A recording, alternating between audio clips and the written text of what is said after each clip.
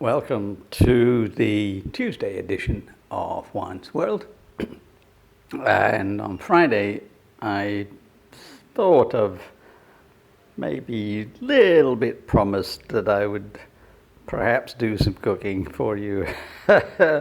And of course, I'm not going to. I'll show you my latest creations. Here's my crumble for the weekend, which is guava and strawberries. And the rule with berries, strawberries not so much, but certainly raspberries and blackberries and other soft fruits, is that you've got to add something a little bit firmer, like an apple or a pear or a guava, to give them some body. Otherwise, they're just going to be really mushy. And I also made a cottage pie with beef and mushrooms and leeks. Oh dear, my world is not very interesting these days. But it does lead me to think about one thing, which we could talk about habits. Like I'm in a bit of a rut right now with my cooking. I shouldn't be just cooking the same old thing, but I am, and I have to question why. And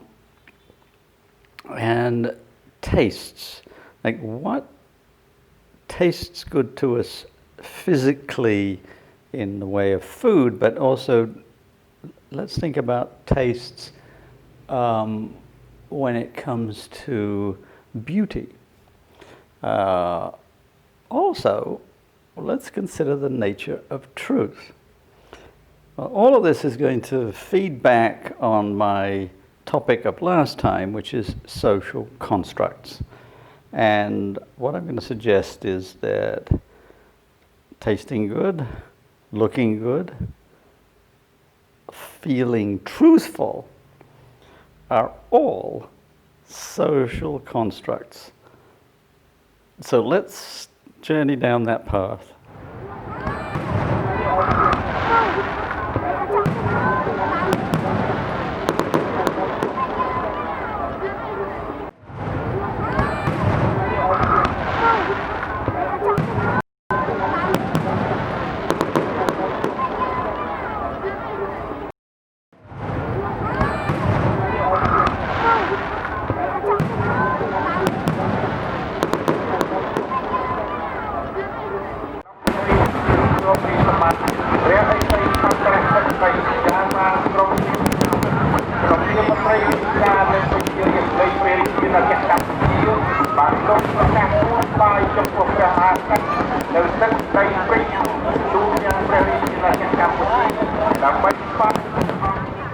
Now, going to get a little philosophical here.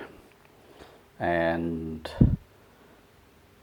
one of the reasons I like philosophical arguments as an anthropologist is because there is a great overlap between the questions that anthropologists ask and the questions that philosophers ask. And the difference between us professionally is that anthropologists do field work, particularly in cultures outside of their own, whereas philosophers have a tendency to just kind of go up inside their head.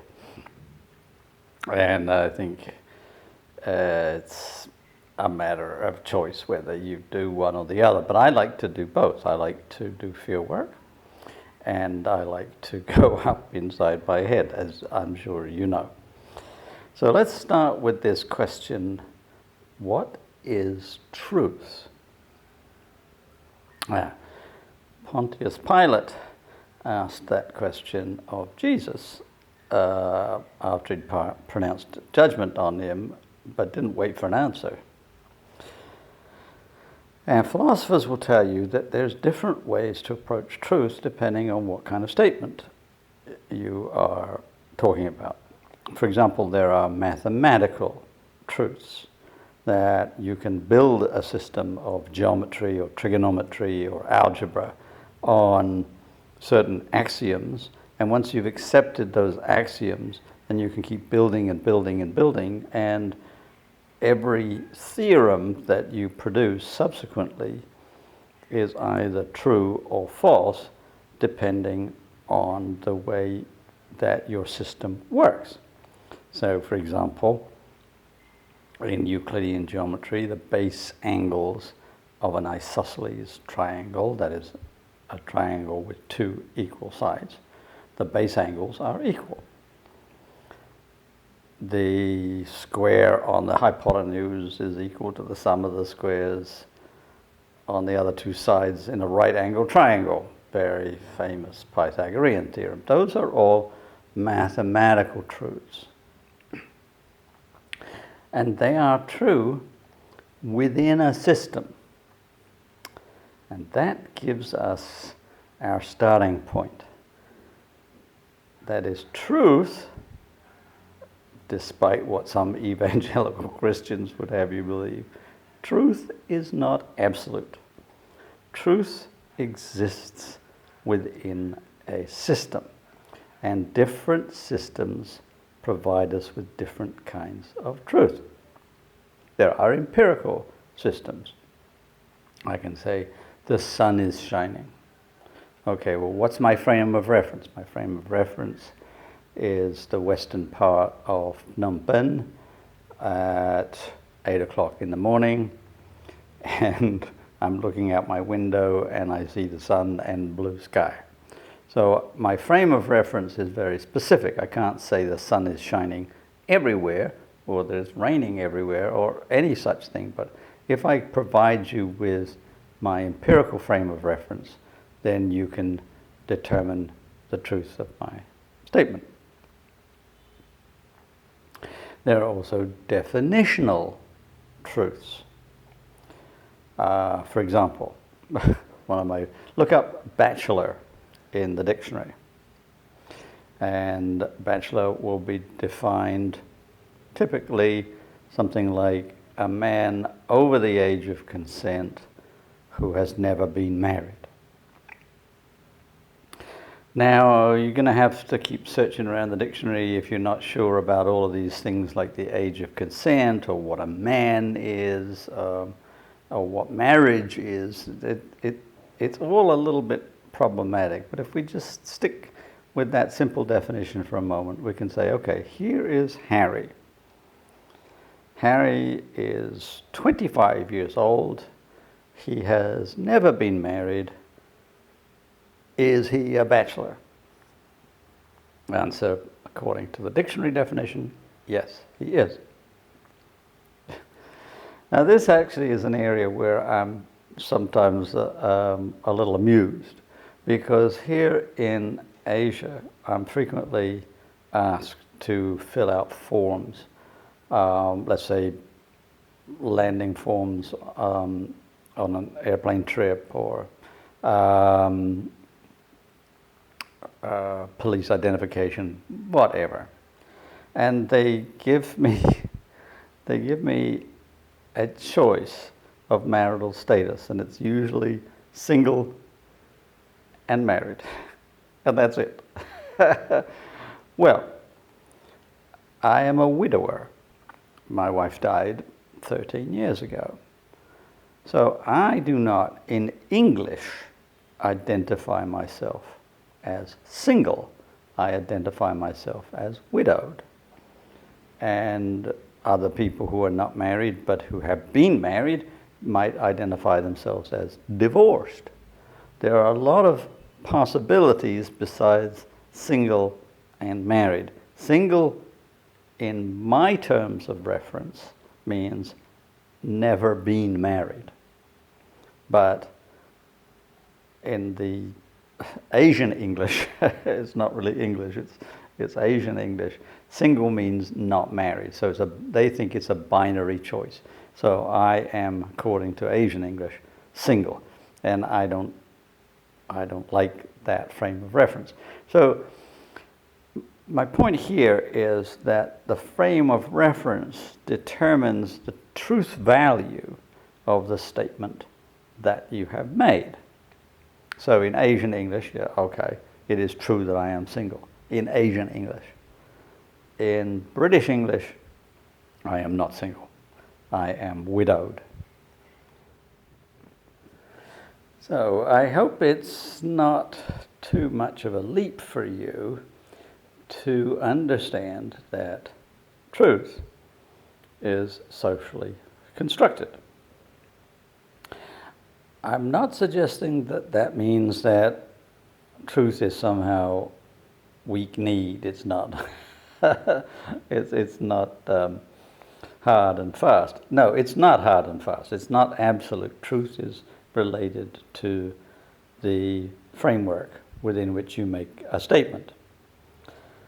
But it's still true. Science still works even though it's a framework. Geometry still works even though it's a framework. But you have to understand that it is a socially constructed framework. And when you get to more abstract ideas, such as beauty, then things get even wilder.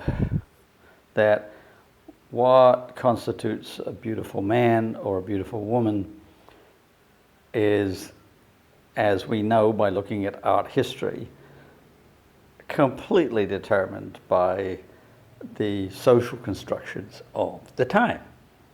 Look at a beautiful woman in the age of Botticelli or Michelangelo.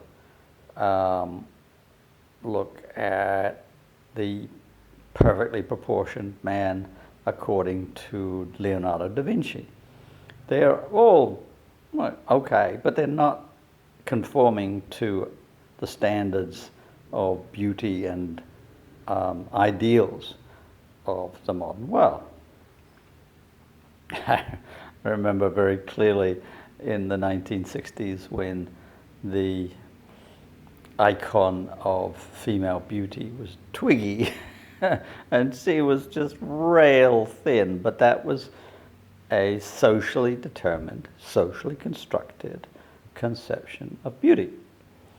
And that's always how I get, in fact, really quite perplexed when I look at film stars now, and I'm not going to mention any names.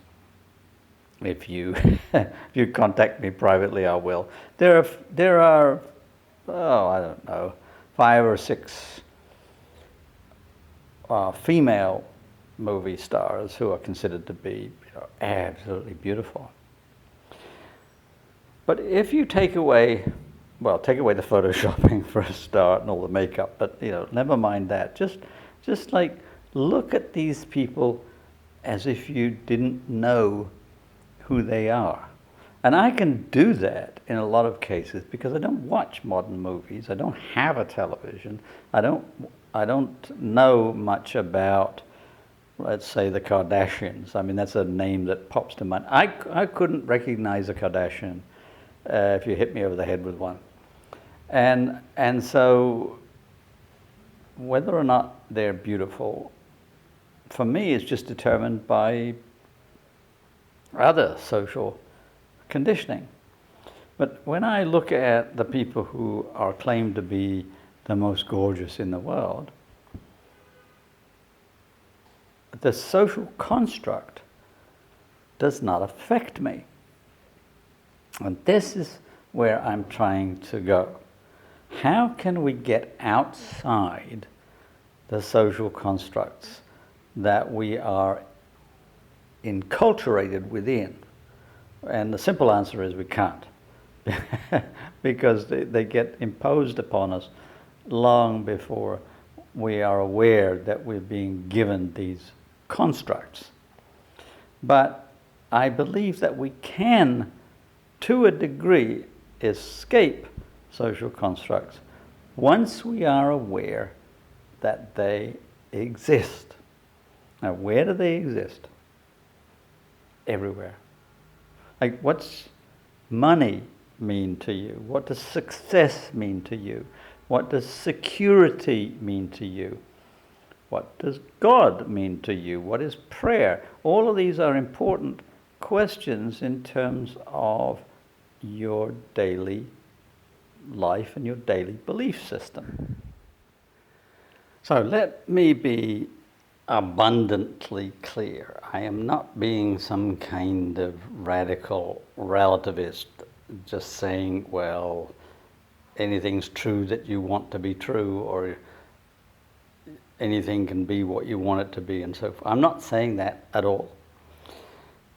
I'm saying that we live within frameworks, what I sometimes am calling social constructs, and those constructs are built on relatively firm foundations, and you can't just make the foundation anything you want because you feel like it. That just doesn't work. What I am saying is the foundations aren't always as solid as we would like, which is why we occasionally have scientific revolutions. Newton and his laws of motion and gravity and optics and thermodynamics worked just fine for a long time, but then they were upended by people like Albert Einstein because they didn't explain enough. And so I can say that our sense of what is true is always going to be in a process of being refined. But I'm also saying that our concept of truth, let's add into it beauty and all those other variables, they are never going to be absolute. They are always governed by the culture in which we live and in which we are brought up and bring up our children and so forth. But we can, if we're really perceptive, escape the bounds of social constructs to a degree.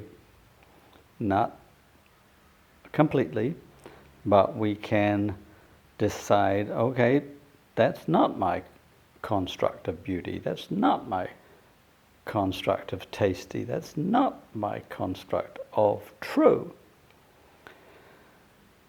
But if you're going to make that your path, then you have to have a framework that's reasonable. You can't just throw up your hands and say, we'll do whatever we want. It's not going to work. I'll explore that more on Friday. And meanwhile, if you're liking these videos, then please tell your friends, like and subscribe. And I will no doubt promise I won't do any cooking for you between now and Friday, but I will see you on Friday. Bye.